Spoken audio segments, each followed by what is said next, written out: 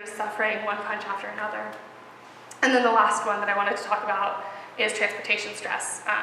Commercial beekeepers will follow the blooms, so they'll start in kind of California during February until April, and then they kind of head to the Dakotas, around down the coast into South Carolina, and then across the country in the wintertime. And so when you box up all your bees like this, even if it's in the wintertime when you're driving through Texas for like 18-hour stretches, the bees are confined in these boxes and they have to defecate in there. And normally during the day, all the foragers will get out. And so when you have to keep all the foragers inside, there's definitely a heat issue. Like I was saying, there's a temperature control that it needs to be very, very static. And when you have all of these foragers in there, it's hard to keep it static when it's 80 degrees outside and you have a hive full of really warm bees and they have nowhere to go. And it's just, they don't have any water. A lot of times beekeepers will provide them food, but not water, so they can't maintain the temperature that way. So this one can be really bad for the bees. You can get to new places and just open up your boxes and just have tons of dead bees. And so then, again, in combination with everything else, it's just really not good. Yeah, I actually did a little bit of work with temperature stress where we kind of boxed up some honeybees that were just in an apiary and watched what happened to them. And over the course of 12 hours on an 80-degree day in Ithaca, New York, 3 of the colonies entirely collapsed. So obviously I think on a truck you would have more air, so it would be a little bit cooler, but still, that doesn't look good, especially for when you're transporting across Texas. There have actually recently been some livestock rules passed under the Obama legislation that cover bees, but it's not enforced over beekeepers. So there's a law that says that if you have livestock, you have to let them out every 8 hours while you're driving across the country, but people don't listen to that when it comes to bees. So there are things that are trying to be done, but just aren't working very well. Yeah. But now I'm going to talk a little bit about my own research. This is the fun part. So, I went to Greece last summer with a National Science Foundation program where we researched a lot of different kinds of bees. We looked at carpenter bees, we looked at solitary bees, we looked at ground nesting bees. But I'm the most interested in honeybees, so I spent a lot of my time looking at honeybees. And we did a study that was kind of a learning study about honeybees. And we did a study so basically what we did was we had a hive of bees, and we started with some mint-scented water that we put right outside of the hive, and then as the bees would find it, they would go back and tell their sisters, and then you kind of move the water away from the hive just a little bit, and you keep doing this until you got it about 20 meters away from the hive, so they were trained to this floral resource. And so then we would mark the bees that went there. We did a whole experiment with them, and we had 2 different feeders. One was lemon-scented and one was mint-scented. And we were kind of looking at the lemon and mint-scented feeders, and the lemon-scented feeder had a lot more bees. The bees seemed really much more attracted to the lemon scent. And so that started us thinking about scents and how they kind of function in honeybee foraging, why certain scents might be different, why honeybees like scent, if it actually is that big of a deal. So we designed an experiment to kind of look at that and classify what role scent plays in honeybee foraging. So it's kind of complicated. Like I said, we had this feeder that's full of sugar water and it's scented on a box. And then we had this flower patch that's made out of plexiglass flowers that are painted on the underneath. So they're all different colors. And these are all colors that are like scientifically proven that bees like, so that we know that they'll go to all the colors. And then we do fun things because there's little holes in the middle of each of these where you can pipette different molarities, different concentrations, different scents of sugar water into them. So you can do different experiments, watch these bees learning, see what they like, see what they don't like. So that's what we decided to do. We started off with an entirely white flower patch that looked like this one. And we randomly assigned half of the flowers to be scented and half of the flowers to be unscented. So our original question was, is scent a reward or is it just a cue? So do these bees go to the scent because they want the scent itself, or do they just go to the scent because they think it indicates sugar? So we randomly assigned them, and we started with 1 molarity sugar water across all of the flowers. So when they were 1 molar all across and only half of them were scented, we saw that it didn't matter. So they would go to the scented as equally as they would go to the unscented flowers, which shows that it's not a reward in and of itself. These bees aren't going to the scented flowers because they want the scent. They would only be going to the scented flowers because they think that it indicates a higher reward. So we decided to test that too, to make sure it was a cue, because obviously we think scent plays a role, so we thought that it would be a cue, but we just wanted to make sure. So we started doing different molarities of sugar waters. So we started varying it. We started with 1 molar scented and 0.5 molar unscented, and ran all the bees through that. 20 visits over the flower patch was our kind of test size. And then we varied it 1 molar differential, so we had 1 molar and 0 molar, scented and unscented, and then we had 2 molar and 0.5 molar, scented and unscented, and we always kept the scent in the higher concentration so that we could see if they would learn to go to the higher concentration based on the scent, because obviously that was the only thing that was varied. The entire rest of the patch was white, so they had no way to recognize that it was the higher molarity other than the scent. And so with that, we discovered that they definitely use the scent. You can see here, this is the 0.5 molar differential, this is the 1 molar, and this is the 1.5 molar differential. And so you can tell as it starts to increase, the bees start to use the scent a lot more to locate the reward. And even here, there's like such a small deviation that they really are using the scent to follow the reward and to find where it is. And so from there, we kind of expected those results. So we wanted to test something a little more interesting. And this one we wanted to see the role of scent and color together. What happens? Which one's more salient? Which one do they like better? What happens when we vary them? So we designed, this one's kind of funky. We had, this is experiment A and this one is experiment B. And so we would put bees through each phase, and we used a tri-colored flower patch on this one. So we had blue, pink, and white. And we started with putting 2 molar in blue, 1 molar in pink, and 0.5 molar in white. And we also put the scent in the highest reward. And we had bees go through this phase, recorded which ones they visited, and then we caught the bees, cleaned out all the flowers, and changed them so that the rewards were in different colors, and we didn't have any scent. So we wanted to see if they would learn where to go based on the scent, and then if they did that, how fast it would take them to learn not to use the scent and instead to use the color. And so then we also did it the other way around. This one is with different bees, because you don't want ones that have already learned. So we started out the scent and added the scent in the second phase to see how long it would take them to learn which color to go to, and then again learn that the scent was the indicator for that afterwards. And this one was very interesting to us. I guess it's not very big here, but we found that they were pretty good at finding the original one. In phase 1, when it was scented, they could find the reward pretty easily. And in phase 2, when it was unscented, they still found it pretty well. I have a graph that compares those two, and they're actually closer than you think on this graph. And then it's interesting because in the second phase, in both of these experiments, it completely drops off. So this indicated to us that the past experience has an influence on the future actions of the bees. And so once they learn one thing, they're hard pressed to change. And then obviously they learned the color slightly better than they learned the scent. So we would think that color is maybe more salient a cue than scent is, because they were faster at learning that that is the indicator for the reward than the scent, which is interesting.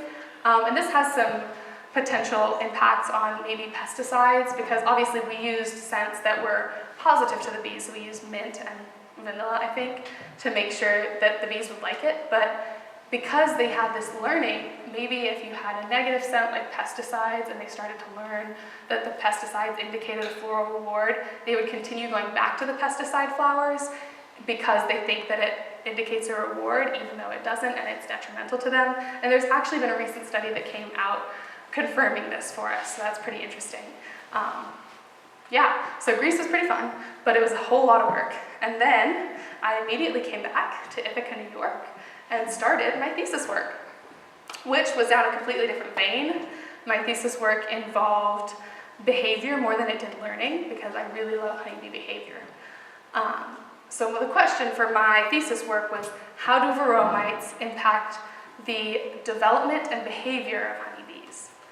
So we started out with trying to find colonies that had high counts of varroa mites. So when you have a colony, obviously, like I was saying, varroa mites reproduce in the cells while the bees pupate. So the way to find out how many mites there are on this number of bees is to sugar shake them. And so you put them in a little can. You first measure out half a cup of bees, which is approximately 300. You put them in a shaker, you put some sugar in, and then you shake them all up. And then the sugar serves to dislodge the mites, so they kind of fall off. And then you can shake the can out because it has like a little screen on the front, and you shake it onto a plate, and you can spray the plate with water, and you can see where all the Varroa mites are, and you can count them and say, okay, I had 4 mites per 300 bees, or vice versa, or whatever. I mean, so a normal amount of bees or a normal amount of mites would be 9 mites per 300. That's about the treatment threshold. So we were looking for colonies that had more than that because the plan was for me to sit in front of an entire frame of emerging brood and just sit there and wait for the bees to come out. I had a heat lamp, I had a flashlight, and I was just sitting there watching for bees to come out. And then I would watch the cells that they were coming out of, make sure that there were no Varroa mites coming out of the cells. Once the bees emerged, shine a flashlight into the cells and see if there were any Varroa mites in the cells to see if these individual bees had been parasitized. So it was important to get a colony that had a high concentration of mites, because or else I would be sitting there for 300 bees emerging and only get 4 bees that had mites. So we ended up finding a couple colonies that had really high mite counts, so 27 I think and 48 mites per 300. So they were on the verge of collapse. So we got those. I got the whole frame and I sat there. We also turned the thermostat up to 95 degrees so that the bees would be comfortable emerging. So I was sitting there just sweating for like 8-hour days watching these bees emerge. It was exhausting. And when they emerged, I would classify them into the control bees, the ones that didn't have mites, the ones that did have a mite, 1 mite, and then the ones that had many mites. So if the mite had sexually reproduced or not. So just to indicate like the level of parasitism. I was going to count all the mites, but then that would be pretty hard. So I didn't do that. But this is a picture here of a bee emerging, so that's cute. And then once they did that, I would weigh all of the bees, and then I would tag all of the bees, and then I would put them in a little cage and put them on top of an observation hive that was glass on both sides so you can see in and see what the bees are doing. And I would spray them with sugar so that they'd be accepted into the observation hive. And then I'd leave them overnight, and in the morning I'd come back and check to see if they'd been accepted, look for which bees are there, count the bees, and make sure that the bees that were there, so the bees that were there originally in the first morning was my acceptance rate of bees, and then from there on I would look at which bees were there over the course of time to monitor their survivorship. And then I would also sit outside once they got to foraging age. So I started at like 7 days because some of them were precocious foragers. And I would sit out there and I would just watch them for, I think it was 2 hours a day, and see which ones foraged, record it all. And then I also had a camera set up inside on the observation hive recording dancing to see how they danced, how well they danced, if they knew how to dance. And so I did that with a cohort of I think 130 bees. And then I decided, because that hadn't been hard enough, I wanted to go back and do some more. So I went in, found a whole other bunch of colonies that had a lot of bees, and this time I did it with winter bees. So in Ithaca, the winter bees onset really early. Here I doubt that that's the case. But so winter bees in cold places serve to bring the colony to the next spring. So they're basically just the workers that try to get through the winter so that the colony can start growing again in the spring. And the winter bees are not foragers because in the winter you don't need to forage. They just kind of sit there, they feed themselves, they feed the queen to make sure everybody's alive, they keep the hive warm. So those bees have really high fat body count, high amounts of fat bodies. So so that's the distinction between them. But they don't forage, so I couldn't monitor their foraging behavior. I had to look at something else. And like I was talking about before, the hypopharyngeal glands on bees develop at before a week, and that's how they feed. They nurse the baby bees. And so with really stressed bees, hypopharyngeal glands don't develop as quickly or at all. So I decided to monitor their nursing behavior. So I would sit there and I would watch the bees, and every bee that I took attendance on, I would sit and watch for 3 minutes and record if it dipped its head into any cells, what the cells were, if they were eggs or if they were larvae. And so I could record if it was nursing or not. And so if it was nursing, we could know that it had developed hypopharyngeal glands and thus hadn't been as stressed as another bee per se. And I did that one with only like 60 bees because that was one of the colonies that had tons of mites, and so a lot of them died before they were introduced. But so that was really interesting. And so I have a lot of results that I haven't analyzed yet, but I have a little bit that I wanted to show you just for fun. This is the weights, which is kind of the easiest one to analyze and also the one you probably expect to be pretty varied, because if they're pupating, these mites are feeding on them, so the bees are probably losing weight while they're being fed on. But this definitely proves that, because these are the control bees, the two pink ones. This is the treatment group for the summer bees, and this is the winter bees. So you can see that the control ones are very different from the other ones, and in this one I think these two are significantly different from each other, so the one mite and the mini mite, and in this one I think they're the same. So we can tell that the number of mites, and definitely if they have mites or not, influences their weight. And then results that I'm not like prepared to present, but I can speculate on, are the survivorship curve is definitely, you could, actually this is kind of fun. So there were some bees that I noticed as I was sitting out watching foraging that would kind of just walk out at the end of the runway and drop off. They wouldn't try to fly, they just kind of dive off the end of the runway. And so I started like picking them up and putting them back on the runway because I wanted them in the hive, I wanted their data, and then they jump off again. And this kind of kept happening. So I decided to put a sheet under the hive, like, so I could see which bees had dive bombed and what they were doing. And I kind of stopped reintroducing them, and they would just crawl away from the hive and then die while they're crawling away from the hive. And so I started to think that this might be a form of like altruistic removal from the hive, because they could be a waste of colony resources. They could be infecting the hive with their viruses, their Varroa mites. I did take all the Varroa mites off before I introduced them, but it could be like a survival mechanism for the hive so that these bees don't drain the colony resources. And so that's one thing I really noticed, and the survivorship curve reflects that, is just the fact that the Varroa mite bees dropped off super fast, whereas the other bees had more of a normal survivorship curve. So that's a follow-up study I'm really interested in doing, is looking at their sacrifice from the hive, if that's actually a thing, if it does in fact influence the health of the colony, and what stressors cause that to happen, because in certain ants there's a fungus that controls the ant's mind and potentially drives them away from the colony. So maybe it could be the Varroa mites, it could be the virus that's causing these bees to leave, not the stress levels. So it'd be interesting to do this with pesticides, with nutritionally stressed bees, just to see if it's stress that causes the bees to do this because they don't want to be a drain on the resources, or if it's the parasite or the pathogen itself. So yeah, that's some follow-up stuff I want to do. But as it is, obviously, I mean, everybody expected the Varroa mites to be a huge impact on the behavior of bees, but the research I'm doing kind of quantifies that, and it also shows that none of the Varroa mite bees nursed at all, which is very interesting, and also would show kind of why these Varroa mite colonies collapse so fast, the ones with really high counts. It's because they can't do anything that bees would normally do, and yeah, they can't keep their bees alive. So yeah, I think that's it.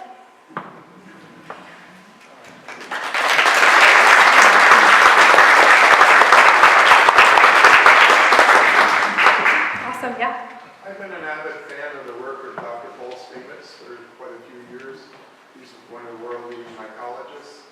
One of the areas that he stumbled into, because his house was being eaten as he was looking at it by termites and carpenter ants, and he used mushroom spores to solve that problem. I'm curious if there was any interaction ever with that kind of research with mushrooms and the mites. Right, no, I hadn't looked at that at all. No, that would be really interesting. So you're saying that that the mushrooms could be an influence on the mites?